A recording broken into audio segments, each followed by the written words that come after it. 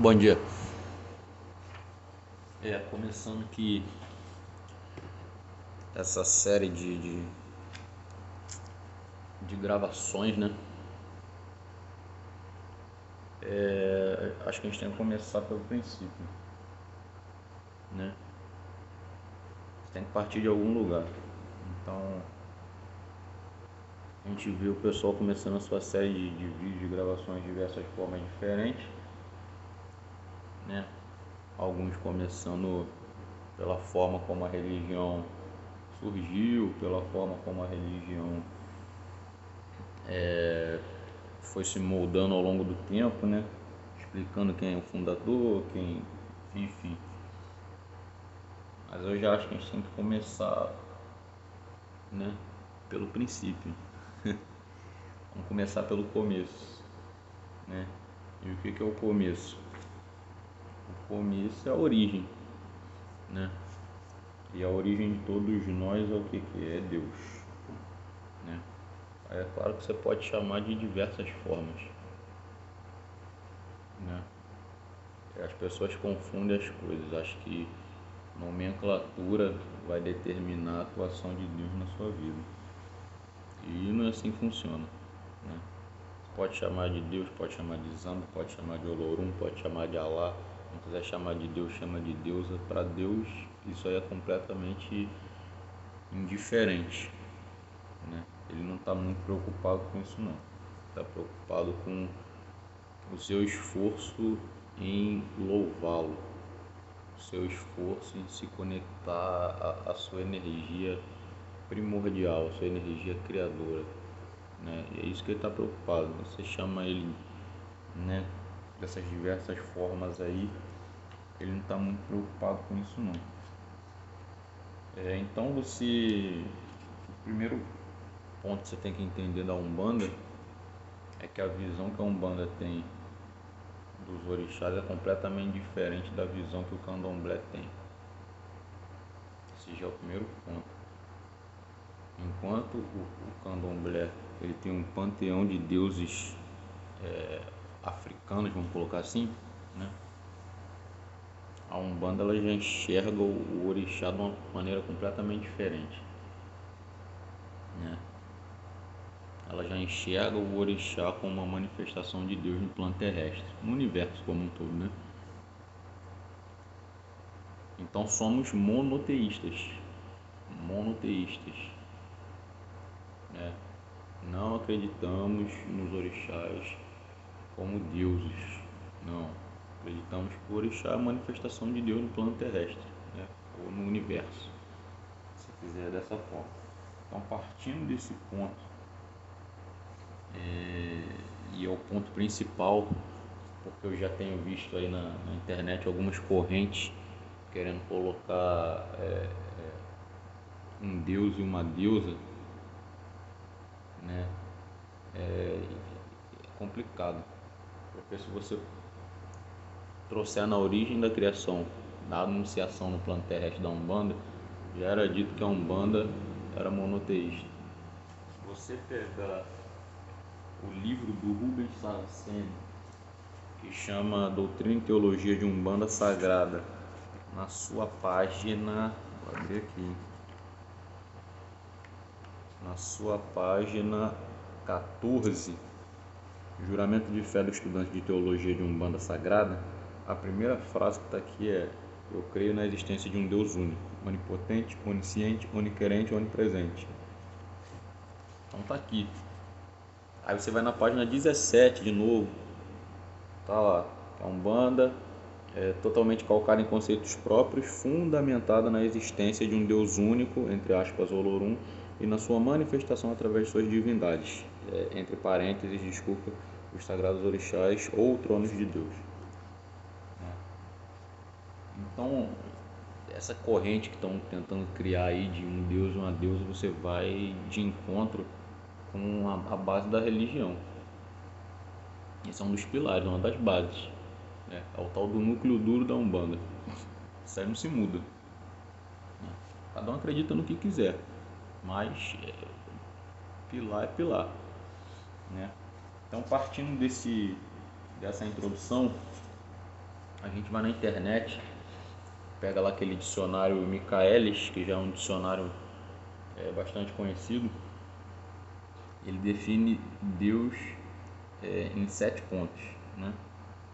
Primeiro, ser supremo, espírito infinito e eterno, criador e preservador do universo, ou incriado. Segundo, ente tríplice e uno, infinitamente livre e inteligente, criador e regulador do universo. Terceiro, cada uma das suas pessoas da Santíssima Trindade. Quarto, indivíduo ou personagem com qualidades extraordinárias se impõe a adoração e o amor de ser humano. Quinto, objeto de um culto, de um desejo ardente que tem primazia sobre todos os outros desejos e afetos. Sexto, cada uma das divindades masculinas do politeísmo às quais se atribui a capacidade de influenciar destinos. E por último aqui o sétimo, princípio único e supremo da existência das atividades universais.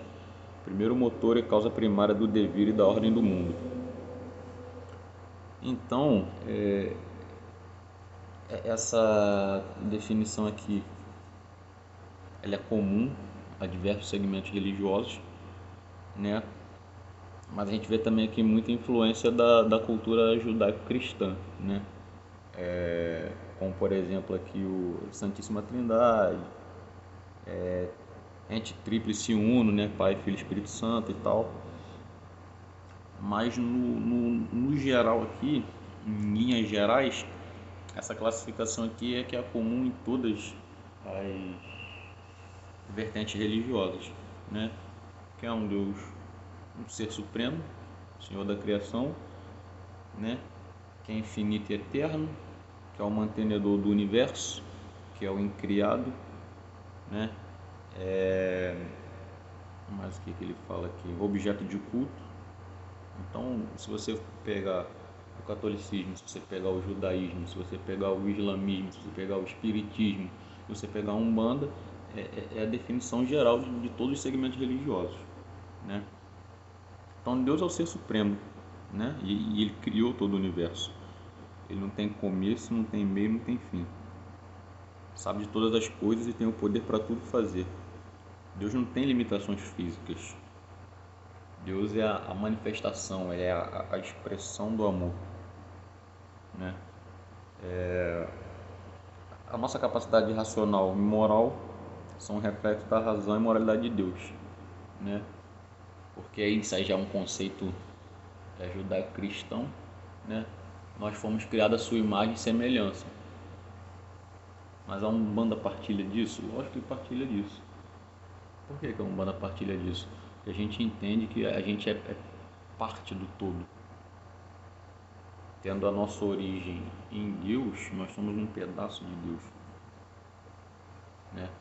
Claro que as nossas características, por causa das nossas escolhas, por causa das nossas ações e omissões, não são depuradas, né?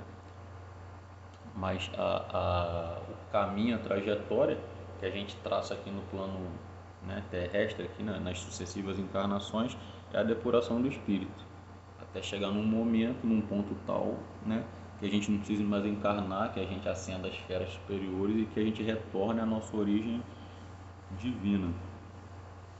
Então o livro dos Espíritos, né? Eduardo, por que você está citando ou usando o livro dos Espíritos? É porque quando o Zélio instituiu o culto, né, não tinha uma literatura própria, um bandista, e uma das determinações, né, do Zélio, ou inspiradas pelo Caboclo das Sete Encruzilhadas, foi que aquela agremiação que estava sendo formada, né, tendo Espírito Nossa Senhora da Piedade, fizesse estudo da literatura, né, da obra do Kardec, né? Aí muita gente fala assim, mas hoje em dia a Umbanda tem literatura própria e a gente não precisa se fazer irmão de outras, como é que falam, outras doutrinas, ou pegar literatura de outro segmento religioso para basear o nosso culto. Eu não acho assim.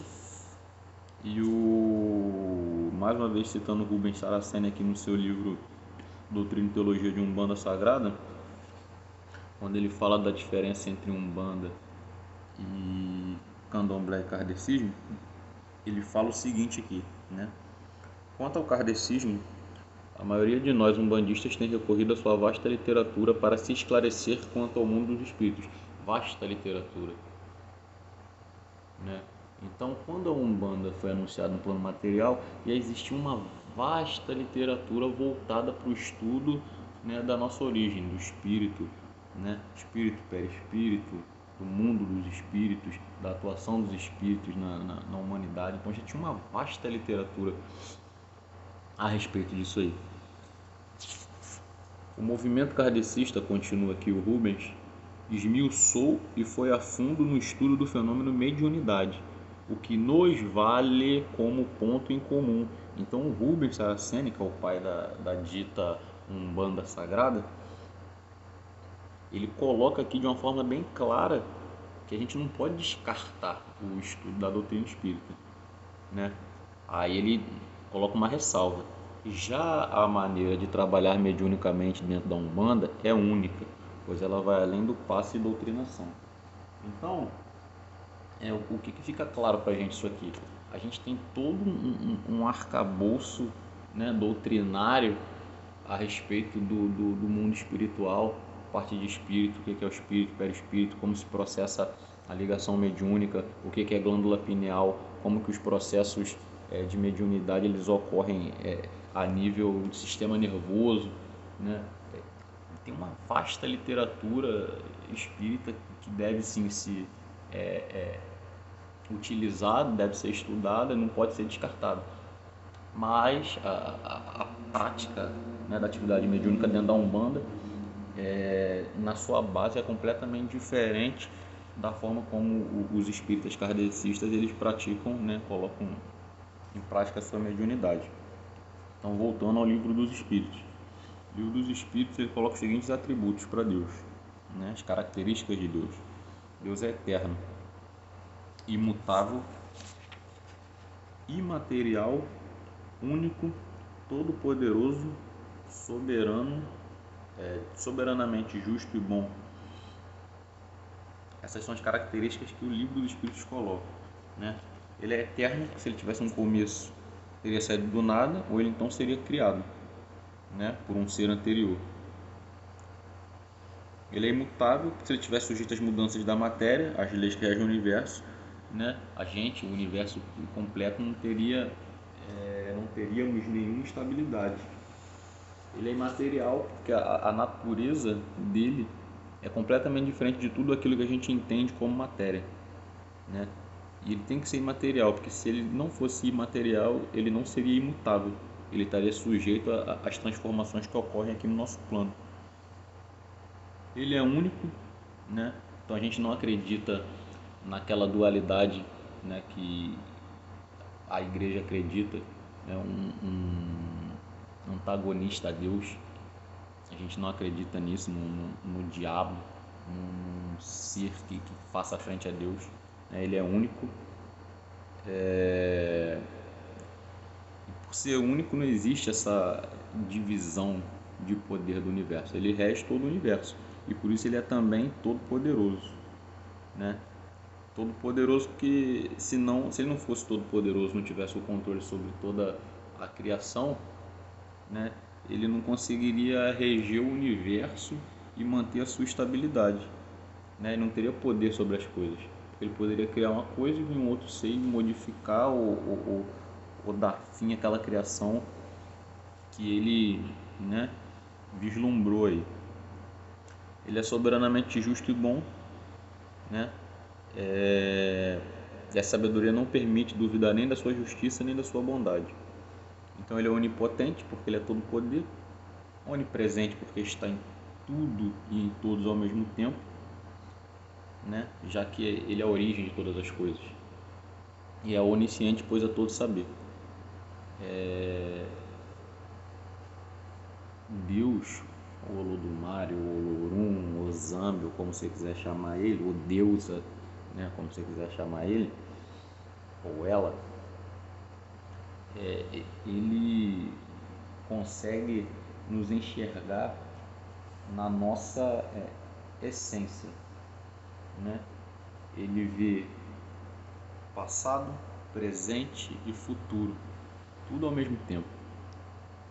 E por ver passado, presente e futuro, tudo ao mesmo tempo, Deus sabe de todas as nossas potencialidades, né? Ele sabe de todas as nossas potencialidades, ele sabe tudo que a gente tem possibilidade de fazer para o bem e tudo que a gente tem, né, possibilidade, potencialidade de fazer para o mal. Então não existe nada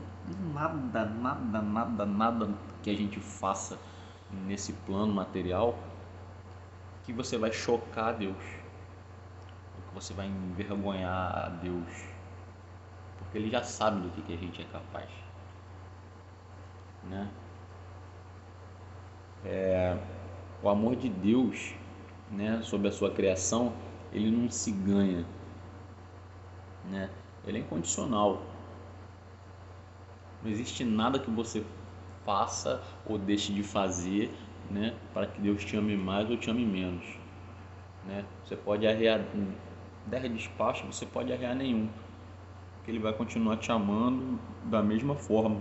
E ele não tem preferência, né? Ele não ama aquela pessoa que vai no culto toda semana, aquele médico que vai no terreiro toda semana, que cumpre todas as suas obrigações, e aquele outro religioso que, né, é desleixado para com a sua espiritualidade. Ele ama igual. Ele ama o bom, ele ama o ruim. Ele ama o pai de família e ele ama o bandido que está lá no morro com um fuzil na mão. Ele ama igual. Não tem diferenças no amor de Deus. Não existe nada que você possa fazer para aumentar ou diminuir, né, o sentimento que Deus tem com relação a você, né, a sua família e tal. Na Umbanda, a gente chama o Deus, né, por algumas formas. A mais comum mesmo é Deus, né?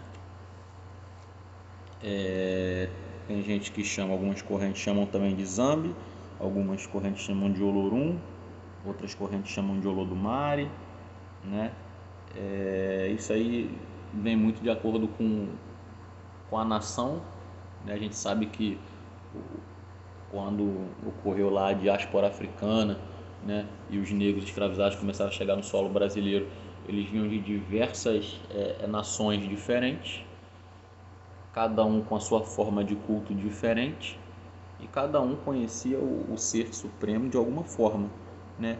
E conforme eles foram, esses negros escravizados foram se espalhando pelo país, eles foram levando suas tradições, né? E cada corrente acabou sendo influenciada por uma cultura.